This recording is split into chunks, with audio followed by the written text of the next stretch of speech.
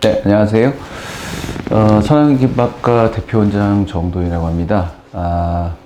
요즘 날씨가 좀 이제 많이 봄 날씨 기운이 이제 완연하게 들어오고 있는데, 이맘때 항상 찾아오는 이제 황사 미세먼지 때문에 저희 병원 외래 좀 그 건조증이나 알러지 때문에 불편해하시는 환자분들이 요즘 제법 많이 늘고 있습니다. 그래서 오늘 다뤄볼 주제 중에 하나는 일단 안구 건조증에 대한 내용을 일단 주토픽으로 진행을 해볼까 하고요. 두 번째로는 일단 노안백내장 수술, 백내장 수술 후에 이제 안구 건조증과의 연관성에 대한 부분을 조금 더 심도 있게 다뤄보는 시간을 갖도록 하겠습니다.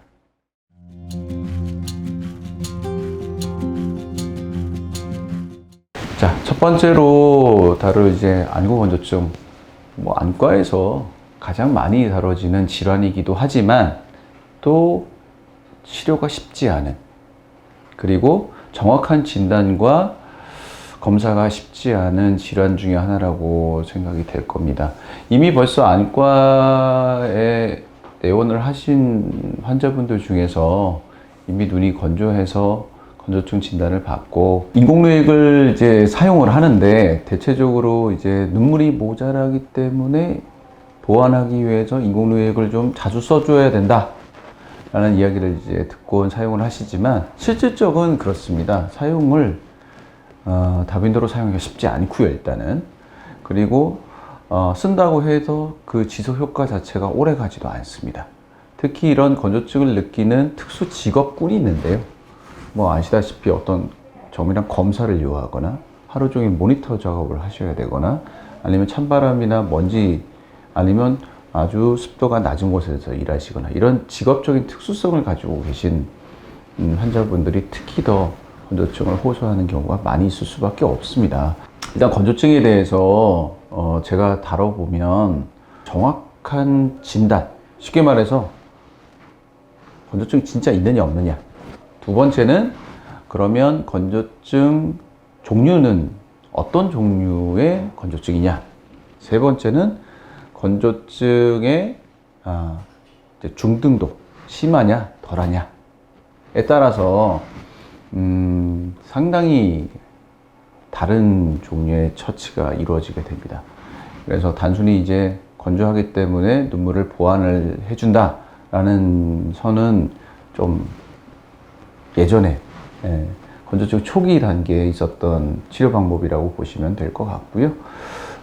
저희 병원에서 이루어지는 검사와 치료를 기준으로 해서 제가 자세하게 설명드리도록 하겠습니다.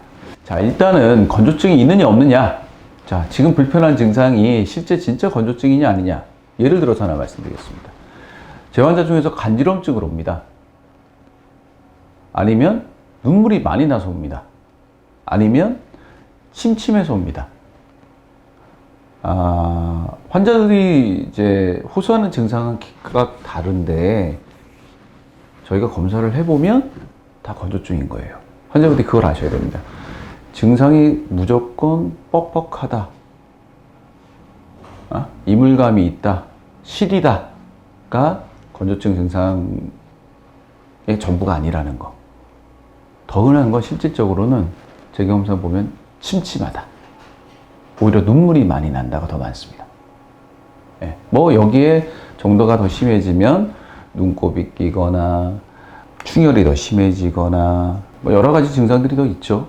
저희 병원에 내원을 하시게 되면 원목과 접수 데스크에서 첫 번째로 진행하는 게 있습니다. 일단 문진을 하게 되는데, 정확하게 본인이 불편한 게 뭔지를 저희가 먼저 듣죠. 듣고 나서 건조증 가능성이 되게 높다라고 저희가 증상이 판단이 되면 저희가 이제 설문지가 있습니다. 이런 양식의 설문지인데, 이게 미국 그 백내장 굴절 학회에서 장의원에 세팅되어 있는 내용을 저희가 저희 병원에 맞게 조금 변형을 시켜서 저희가 진행을 하고 있습니다. 여기 보시면 주로 느끼는 증상, 그 다음에 어떤 환경에서 일을 하고 계신지, 그 다음에 주로 하시는 일은 어떤 일인지, 거기에 따라서 스코어를 매기게 되고, 총점 만점 32점인데요. 이 중에서 한 10점 이상이 되면 이분은 건조증 가능성이 되게 높다 라고 저희가 평가를 해서 이제 저희 진료실에 들어오시기 전에 건조증에 대한 기초 검사를 하시고 오시게끔 저희가 시스템이 되어 있습니다. 여기 잠깐 증상을 한번 살펴볼까요? 보시면 시야가 흐리고 침침하다. 제가 아까 침침한 게 제일 흔한 증상이라고 말씀을 드렸죠. 두 번째로는 눈이 따갑고 쑤신다. 세 번째로 눈에 모래가 들어간 것 같이 이물감이 심하다. 그러다 보니까 네 번째 눈뜨기 힘들다, 퍽퍽하다, 눈물이 난다. 자, 이런 증상들이 모두 다 건조증 증상이라는 점을 아셔야 될 것 같고, 그 다음에 주로 많이 하는 게 근거리. 예를 들어서 핸드폰 작업, 독서, 그 다음에 타블렛 PC나 컴퓨터 모니터 작업, TV 시청. 뭔가 이렇게 주시하는 작업들입니다. 왜 그럴까요? 이 주시하는 작업을 하게 되면 우리가 눈을 깜빡거리잖아요. 이게 눈을 한번 깜빡거리면서 검은 동작, 각막 표면에 눈물층을 보호막 필름을 발라주는 역할을 해주는데, 이게 주시하는 기간 동안은 그 브레이킹 횟수가 절반 이하로 줄면서 마른 상태로 계속 업무를 보시기 때문에 건조증이 심해질 수밖에 없습니다. 그래서 그런 근업을 주 업무로 하시는 분들은 제가 그냥 농담조로 그냥 안고 가셔야 된다라고 진료 시간 중에 말씀을 드리곤 합니다. 세 번째로 어떤 환경적인 부분인데, 에어컨, 선풍기, 히터 이런 부분에 노출이 많이 되느냐, 그 다음에 야외 활동할 때 바람 부는 날씨나 아니면 건조한 장소나 먼지 많은 장소에서 일을 하시냐, 이런 부분을 저희가 종합적으로 문진을 통해서 스코어링을 하고, 이거 되게 중요합니다. 왜냐하면 저희가 진료실에서만 보는 상태와 실제 환자분이 일하시는 환경과 하는 일에 따라서는 괴리감이 클 수밖에 없어서, 이런 부분을 먼저 체크를 하시고 그 다음에 눈 상태를 확인해서 이 두 가지를 병합해 가지고 종합적 관리를 하셔야 의미 있는 결과치를 얻을 수 있습니다. 네, 이렇게 문진표 작성을 해서 저희가 이제 스코어를 매기게 되고요. 그게 일정 기준 이상이 넘어가게 되면 진료실에 오시기 전에 저희 검사실을 통해서 기초적인 검사를 하게 됩니다. 그게 가장 기본적인 게 시력 검사가 되겠죠. 시력은 안과에서의 모든 종합적인 결과치이기 때문에 가장 기본적이면서도 가장 중요한 검사입니다. 그래서 건조증 환자분들 중에서 침침하거나 빗번짐이나 뿌연 느낌으로 오시는 분들이 많기 때문에 일단 그런 증상을 호소하시고 건조증이 의심이 되시는 분들은 저희 병원에서 시력 검사를 기본으로 진행하고 있습니다. 그리고 당연히 안압 측정도 할 거고요. 그 다음에 이제 건조증 검사에서 꼭 빼놓을 수 없는 게 저희 병원에 있는 K5M이라는 장비인데요. 한 6개 정도의 기능을 담고 있고, 그 검사 하나만으로 기초적인 건조증 정도와 그 다음에 종류와 그 다음에 있고 없고를 어느 정도는 감별하는 데 있어서 되게 큰 도움을 줄 수 있는 검사가 있습니다. 그래서 그 검사를 진행을 해서 저희가 검사할 때 이제 검사실 직원이 지금 정도가 어떻습니다, 있습니다, 그 다음에 어떤 타입입니다라는 걸 말씀드리고요. 거기에 맞게 저희가 이제 기초적인 검사를 한 상태에서 진료실로 들어오시게 됩니다. 자, 그 다음에 그런 검사를 통해서 객관적으로 어느 정도 이제 건조증에 대한 윤곽이 드러나죠. 윤곽이 드러나면 이제 저희 진료실에 오셔서 진료를 보시게 되는데, 보셔서 저희가 또 여기에서 세부적으로 몇 가지를 더 확인합니다. 기초검사를 놓고 보고 일단 기본적으로 보는 게 검은 동작, 각막 표면에 미세한 상처가 있는지, 쉽게 말해서 눈의 보호막 역할을 해주는 눈물층이 모자란 걸 건조증이라고 하는 건데, 이게 이제 보호막이 없고 하다 보니까 외부 자극에 노출이 쉽게 잘 될 수밖에 없어서, 그렇게 되면 각막에 상처가 생기거나 결막에 상처가 생기는데, 그냥 육안적으로 보일 정도로 심하지는 않습니다, 대부분.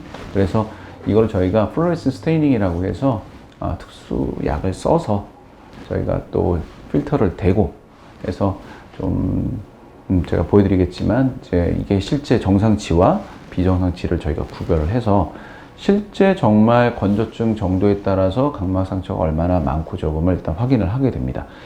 제가 진료할 때 이 부분에 대한 부분을 반드시 사진을 찍어서 환자분들께 설명드립니다. 이유가 있습니다. 그냥 단순히 눈이 건조합니다. 안약을 열심히 쓰셔야 됩니다. 온찜질하면서 눈꺼풀 관리가 있습니다.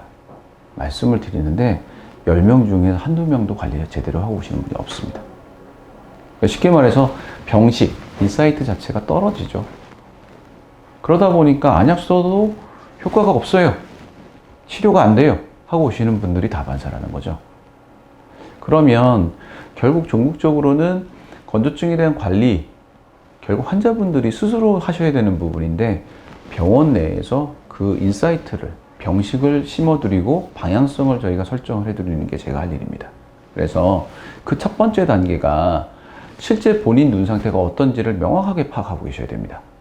그 중에 하나가 이제 건조증으로 인해서 검은 동자 쪽에 상처가 얼마나 있느냐, 결막에 얼마나 상처가 있느냐, 이 부분에 대해서 본인이 인지를 한다면 오늘은 이 정도 어느 부위에 어느 정도 심한 상처가 있었는데 다음에 와서 약을 잘 쓰고 관리를 잘하고 와서 봤더니 개선이 됐어요.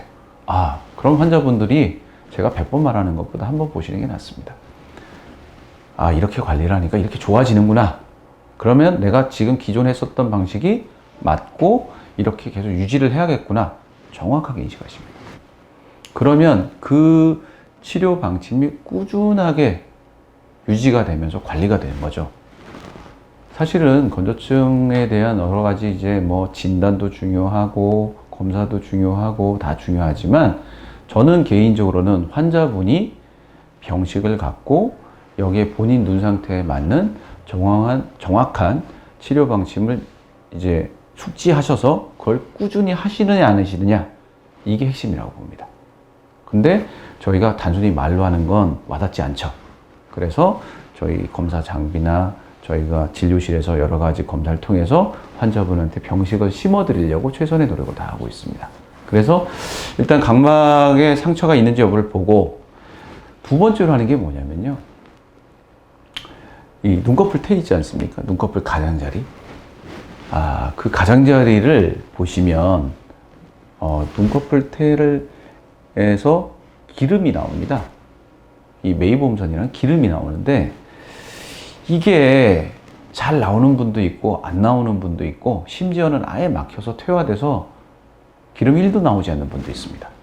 자, 이게 어떤 의미냐면 그냥 눈에 기름칠해서 윤활유 작용을 해주는 이제 기름샘이 있는데 이게 많이 나오지 않으면 쓸려서 상처가 많이 난다 라고 제가 이해 쉽게 설명을 드리고요. 실제 그게 맞고 그게 잘 유지가 되지 않는 분들이 이제 증발형 건조증, 쉽게 말해서 눈물이 금방금방 말라 없어지는 그런 타입의 건조증이 잘 오기 때문에 이 기름샘을 제가 반드시 짜서 기름이 얼마만큼 나오는지, 막혔는지, 나오는 기름의 성상은 어떤지를 반드시 보고 판단을 하고요.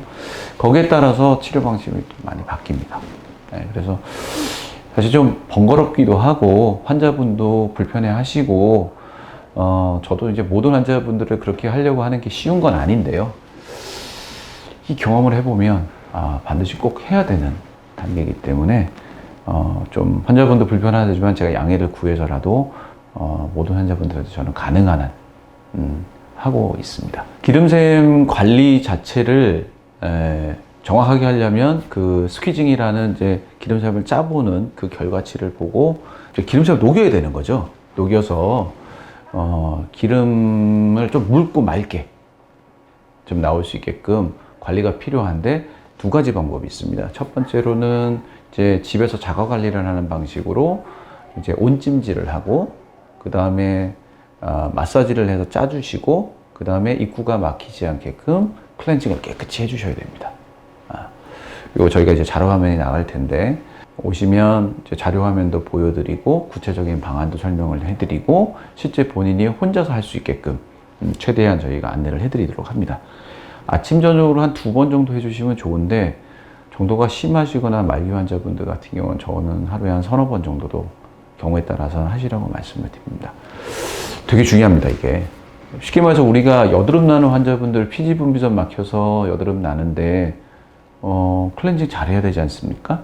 그런 개념이라고 이해하시면 더 쉬우실 겁니다. 자, 두 번째로는 아까 이제 집에서 자가 관리하는 온찜질, 마사지, 클렌징 방법이 있지만 그것만으로도 기름 분비가 용이치 않으신 분들이 있죠. 그래서 그런 케이스 같은 경우는 저희가 이제 IPL이라고 해서 기름샘을 좀 녹여서 분비를 좀 장려하고, 또 하나 이제 눈꺼풀 테 안검에 염증이 심하신 분들이 많습니다. 그런 분들은 신생혈관이라고 해서 혈관도 많고요. 눈 주변이 빨갛습니다. 그리고 뭐 인설이 많이 생기기도 하고 뭐 여러 가지 불편한 점들이 있는데, 그런 부분을 이제 시술을 통해서 좀 같이 병합요법으로 진행을 하시게 되면 조금은 더 나은 치료 효과를 기대할 수가 있습니다. 근데 일단 IPL을 할 정도가 되면 일반적인 그 기름샘 분비 기능이라든지 아니면 기름샘 상태에서는 조금 떨어지는 기능이 많이 퇴화되어 있는 상태라고 보셔야 되기 때문에, 제가 이제 그 K5M의 메이보그라피라는 이제 검사 결과치를 보고 이 치료를 했을 때 과연 환자분이 얼마만큼 개선될 수 있는지에 대한 예후에 대해서 설명을 좀 드립니다. 그러니까 예를 들어서 이제 4단계 정도를 저희가 놓고 봤을 때 초기 1, 2단계 정도는 치료 효과가 좋습니다. 하지만 3, 4단계에 들어가 있는 경우는 상대적으로 치료 효과는 떨어집니다. 하지만 이게 어차피 노화 현상으로 인해서 계속 진행될 수밖에 없기 때문에 현상 유지를 하는 것만으로도 충분한 의미가 있고요. 이미 환자분이 이거에 대해서 확실하게 어떤 이제 개념을 정립하지 않으시면 비용도 들죠, 시간도 뺏기시죠, 집에서 찜질도 하시고 이거 상당히 번거롭습니다. 그럼에도 불구하고 개선이 안 되는 거예요. 난 진짜 한다고 열심히 했는데 왜 안 좋아지는 거야? 안 좋아질 수밖에 없죠. 왜냐하면 이미 벌써 기름샘 퇴화가 돼서 개선시킬 수 있는 폭은 극히 제한적이거든요. 이런 분들은 아예 시작할 때부터 증상이 크게 개선되는 걸 기대하기는 어렵지만 이걸 유지하는 데 의미가 있다. 내버려 두거나 치료하지 않으면 더 악화돼서 그 지경에 가서는 치료를 한다고 해서 지금 현재 상태도 유지하기 어렵게 된다라고 반드시 말씀을 드리고 진행을 하게 됩니다.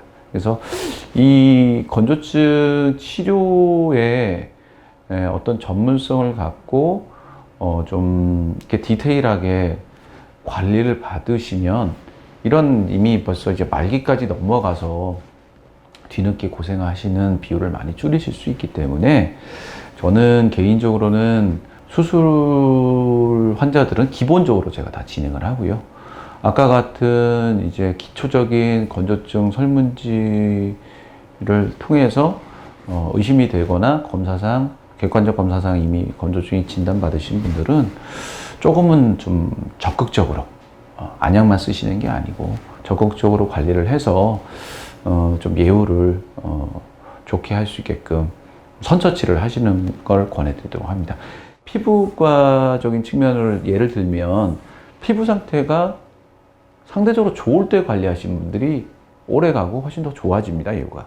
근데 이미 벌써 다 피부 상태가 안 좋으신 분들을 좋게 만들려고 하면 한계도 있고 비용도 많이 들고 시간도 많이 걸리고 효과도 떨어지죠. 그렇게 생각을 하시면 이해가 빠르실 겁니다. 자, 이렇게 해서 설문지를 통한 주관적 증상, 그 다음에 K5를 통해서 객관적인 검사, 그 다음에 진료실에서의 저희의 어떤 또 세극등 현미경 검사를 통해서 더블 체킹하는 부분, 이런 것들을 통해서 정확한 건조증의 유무와 정도와 종류를 파악을 해보았습니다. 자, 이렇게 되면 이제 치료를 해야 되는데요. 치료는 이제 단계별로 진행을 하게 되는데, 뭐 딱 나눠진다기보다는 그 정도와 이제 타입에 따라서 나눠진데, 일반적으로 증발형 건조증과 수분 부족형 건조증, 쉽게 말해서 이제 눈물 자체가 이제 보호막적인 현실은 눈물 자체가 적거나 아니면 이게 나오긴 나오는데 빨리 증발돼서 없어지거나 어쨌든 결과적으로는 모자란 거죠. 대부분 이 복합형으로 옵니다. 뭐 이렇게 단순하게 오는 케이스도 있기는 하지만 원인에 따라서 제가 경험을 해보면 뭐 정도 차이만 있지 대부분 복합형으로 옵니다. 눈물이 모자라니까 인공누액을 열심히 써줘야 되겠죠. 이게 대부분 쓸리면서 눈 안에 눈꺼풀 태라든지 결막에 염증이 동반되는 경우가 대부분입니다. 그래서 항염증제를 같이 진행을 하고요. 이제 수분이 부족하니까 그러면 수분을 조금 더 늘려줄 방법은 없을까 생각을 해보면 저희가 누점이라고 해서 저희가 이 보호막기 눈물이 만들어지고 코 쪽으로 빠져나가는 길 입구가 있는데요. 아래쪽, 위쪽 각각 눈에 2개씩 있습니다. 그 누점을 좀 막아서 눈물이 좀 빠져나가는 속도를 좀 늦춰주는 거죠. 그렇게 하게 되면 아무래도 눈물 지속 시간이 길어지니까 눈을 조금 더 편해하시는 분들이 많고요. 이게 이제 눈물이 고여 있다 보니까 주로 검은 동자 아래쪽에 각막상피 결손이 있었던 환자분들한테 훨씬 더 효과적입니다. 그래서 누점 폐쇄술이 2번째 방법이 될 수가 있겠고, 뭐 3번째로는 아까 말씀드렸던 이제 자가 관리할 수 있는 온찜질 마사지, 클렌징 하는 거, 그 다음에 이와 더불어서 이제 IPL을 통해서 이제 기름 분비를 좀 활성화시켜서 검은 동자의 기름칠을 좀 충분히 해줌으로써 좀 윤활유 작용도 해주고 쓸리는 것도 방지해주고, 그렇게 되면 충혈되는 거나 눈곱 끼는 것도 괜찮아지고 이물감도 덜해지게 되니까 중환적 증상의 개선에 큰 도움을 줍니다. 이렇게 해서 이런 것들이 각각 개별적으로 이루어진다기보단 같이 이루어졌을 때 훨씬 더 효과적인 결과치를 낳을 수 있습니다. 그리고 정도가 정말 심하신 분들은 뭐 그 이후에 이제 저희 이제 자가혈청이라고 해서 저희가 피를 뽑아서 이제 원심 분리기를 통해서 혈장만 저희가 분리를 해서 그걸 안약으로 사용을 합니다. 이유는 그 혈장 안에 그 쉽게 말해서 항염증 효과도 있고 그 다음에 상피 재생 효과도 있는 좋은 인자들이 많이 있어요. 그래서 건조증으로 인해서 생길 수 있는 여러 가지 상처를 빨리 회복시켜 주는 데 도움을 주기 때문에 정도가 심한 환자분들인 경우는 자가혈청도 저희가 플러스해서 같이 사용을 하곤 합니다. 그래서 뭐 이외에 좀 더 전문적인 정도가 심한데 여러 가지 치료 방법이 더 있습니다만은 일단 주로 진행하는 것들은 이렇게 한 5가지 정도가 될 수 있을 것 같고요. 저희가 와서 보시게 되면 기본적으로 2개 내지 3개 정도는 같이 병합해서 좀 치료 효과를 극대화시킬 수 있게끔 진행을 하고 있으니까, 그렇게 하려면 당연히 그 전에 정확한 진단과 검사가 이루어져야만 정확한 치료로 이루어질 수 있으니까 단순히 그냥 눈만 보시고 건조하다는 얘기만 듣고 안약만 쓰시는 걸로는 제한적인 치료 효과밖에 기대할 수 없다라는 점을 인식하시면 좋을 것 같습니다.